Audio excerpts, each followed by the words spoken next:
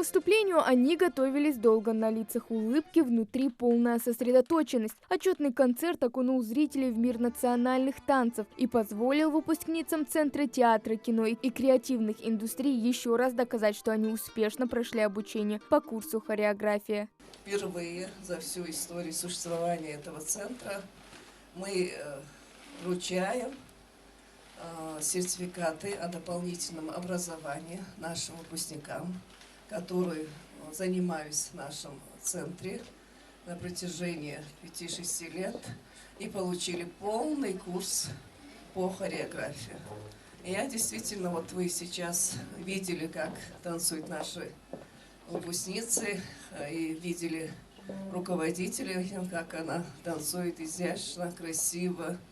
И действительно еще раз подтверждается то, что вот именно национальные танцы, национальная музыка – это то, что нас связывает с нашими корнями.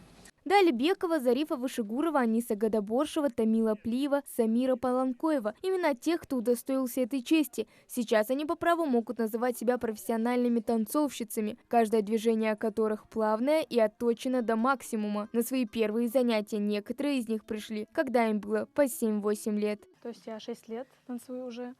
Я сегодня получила сертификат, я очень рада этому, как и все девочки, в принципе. У нас очень хорошее настроение, мы все очень счастливы. Центр культурного развития, я хожу, как я сказала, уже с 5 класса, он мне очень много всего дал, много мероприятий мы посетили, выступили, участвовали на многих мероприятиях, получали призовые места и выигрывали. Вот я очень счастлива, что я окончила его и получила сертификат. Впереди у девочек большие планы. Одни из них хотят продолжить и дальше обучаться, другие же мечтают передать свой опыт и любовь к национальным танцам. Хава Гагиева, Новости 24.